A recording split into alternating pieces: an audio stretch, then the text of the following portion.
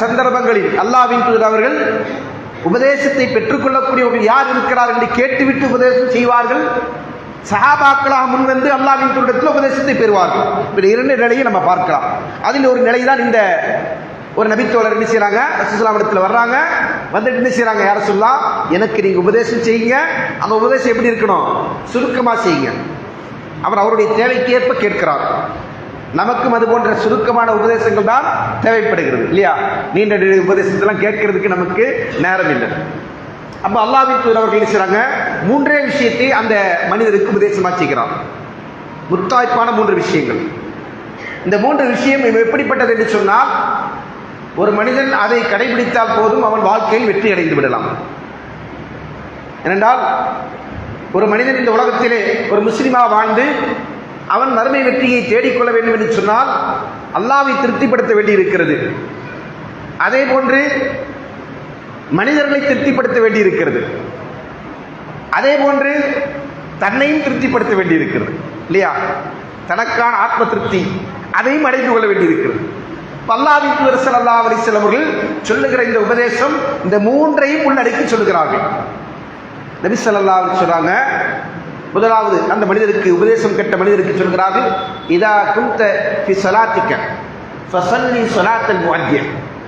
நீ தொழுகைக்கு நின்றாய் என்று சொன்னாய். உன்னுடைய தொழுகையை இந்த உலகத்தை விட்டு விடைபெற்று செல்லுகின்ற ஒரு மனிதன் எவ்வாறு தொழுவானோ அவ்வாறு தொழுகை அமைத்துக் கொள். சுப்ஹானல்லாஹ், அற்புதமான ஒரு உபதேசம். இன்னைக்கு நம்ம ரமலானுடைய நாட்களை பார்க்கிறோம், மஸ்ஜித் எல்லாம் நிரம்பி வடிகிறது. இந்த மஸ்ஜித் கூட என்ன செய்யப்பட்டிருக்கு, புதுப்பிக்கப்பட்டிருக்கு. ஏங்க புதுப்பிச்சிங்கன்னு கேட்டுங்க தலைவர்கிட்ட. ரமலான் வருது இல்லைன்னு வரும் இல்லையா? எல்லா பள்ளியோட நிலையும் தான். ஏன்னா ரமலான்ல கூட்டம் கூடி விடுகிறது. ஒவ்வொரு பகுதியிலும் இவ்வளவு முஸ்லிம்கள் இருக்கிறார்களா என்று நமக்கு ஆச்சரியத்தை ஏற்படுத்தும். எப்போ ரமலான் காலகட்டம் வந்துருச்சுன்னா. அதிலும் கூட நான் அடிக்கடி சொல்வது உண்டு, பலமையான முசல்லிகள் டெய்லி ஃபஜர் தொழக்கூடிய தொழிலாளி இருப்பாங்க. நமக்கு இங்கே தெரியும் யாரெல்லாம், அப்படிதானே?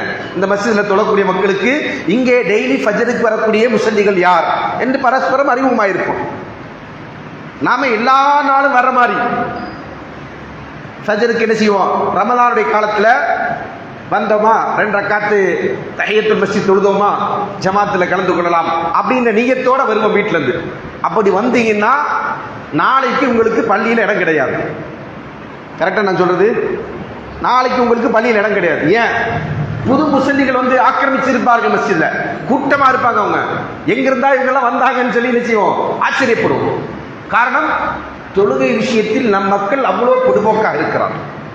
அல்லாஹ்வின் தூதர் ஸல்லல்லாஹு அலைஹி வஸல்லம் அவர்கள் ஒவ்வொரு தொழுகையும், ரமலானில் தொழுகின்ற தொழுகை அல்ல, ஒவ்வொரு தொழுகையும் ஒரு முஸ்லிம் எப்படி தொழ வேண்டும் என்று சொன்னால் அதுதான் அவருடைய வாழ்க்கையின் கடைசி தொழுகை.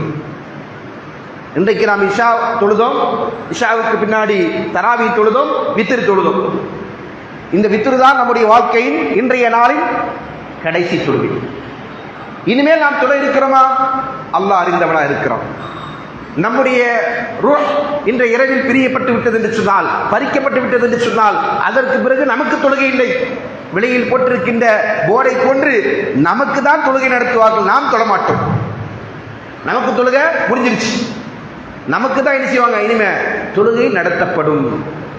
இந்த உணர்வோடு தான் ஒரு மனிதன் தொழுகையில் நிற்க வேண்டும். ஏனென்றால் அப்படி ஒருவன் தொழுகிறான் என்று சொன்னால் அந்த தொழுகை வீண் போகின்ற தொழுகையாக இருக்காது. தொழுகையில் எப்படி தொழ வேண்டும்? அல்லாஹ் தஆலா அல் குர்ஆனில் சொல்லி காட்டுகிற போது, கத் அஃலஹல் முஃமினூன் அல்லதீன ஹும் ஃபீ ஸலாத்திஹிம் காஷிஊன் என்று அல்லாஹ் சொல்றான்.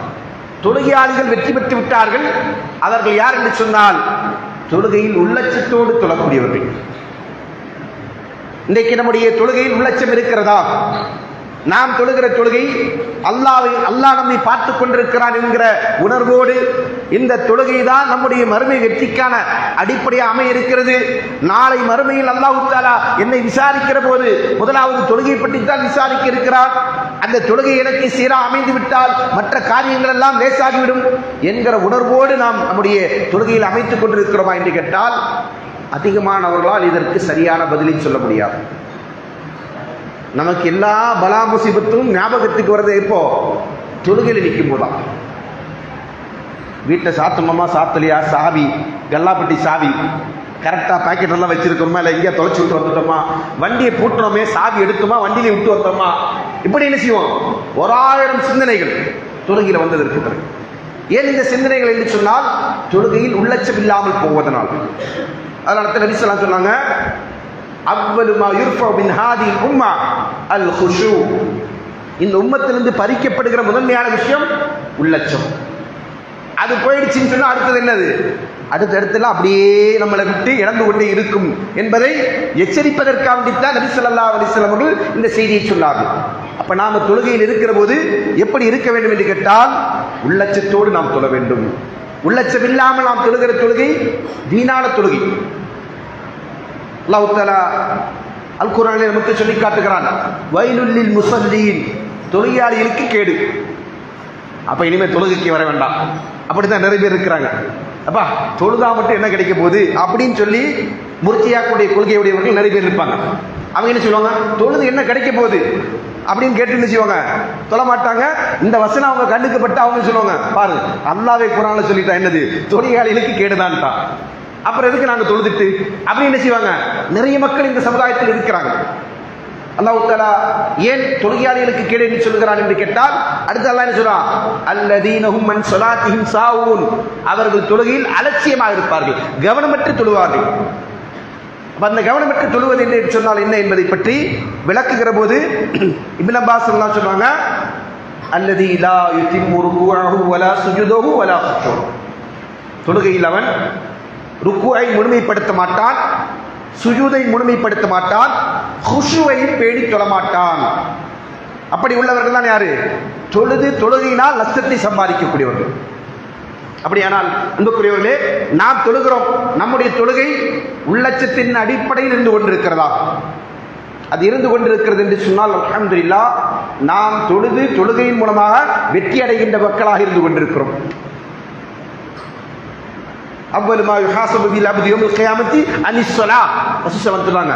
மறுமை நாளில் ஒரு மனிதன் முதலாவது விசாரிக்கப்படுவது தொழுகை குறித்துதான். அது சரியாயிடுச்சுன்னு சொன்னா அவன் வெற்றி பெற்று விட்டான், ஈடேற்றம் அடைந்து விட்டான். சுப்ஹானல்லாஹ். பாக்கியம் பெற்றவன் யாரு?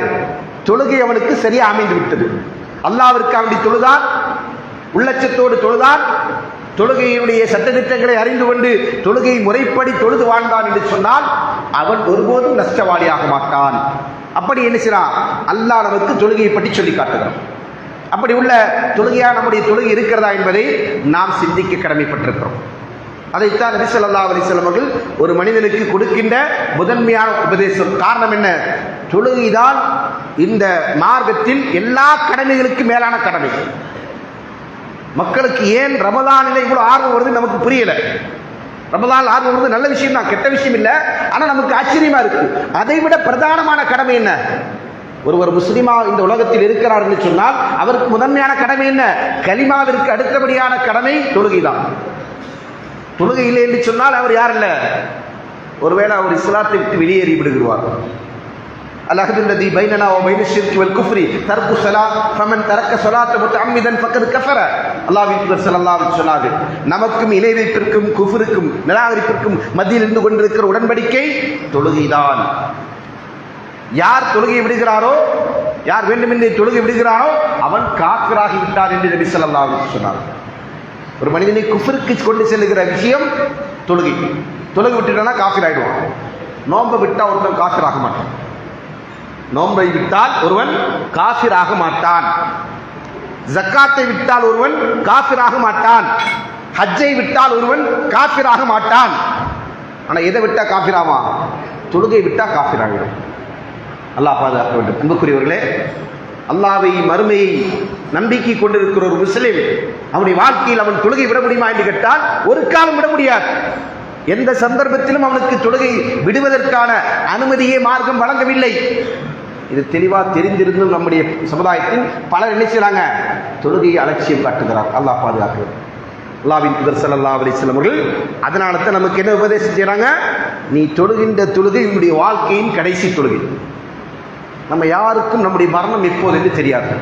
ஒருவேளை நமக்கு தெரிந்திருந்தால், இந்த நாள், இந்த நிமிடம், இந்த நேரம் நீ மௌத்தாக போகிறாய் என்று தெரிந்திருந்தால் யோசித்து பாருங்கள், நம்முடைய வாழ்க்கையில் என்னைக்காவது நம்ம தொழுகையை தவற விடுவோமா?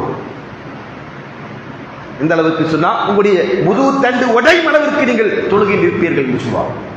அந்த அளவுக்கு நாம் செய்வோம், தொழுகையை பிடிப்புள்ளவர்களாக உறுதியுள்ளவர்களாக இருப்போம். ஆனால் நமக்கு தெரியல, மறைக்கப்பட்டிருக்கு. அதனால் நாம் நினைக்கிறோம், அலட்சியம் செய்கிறோம். அதைத்தான் அல்லாஹ்வின் தூதர் அவர்கள் உபதேசம் கேட்டு வந்த நபருக்கு முதன்மையான உபதேசமாக சொன்னார்கள்.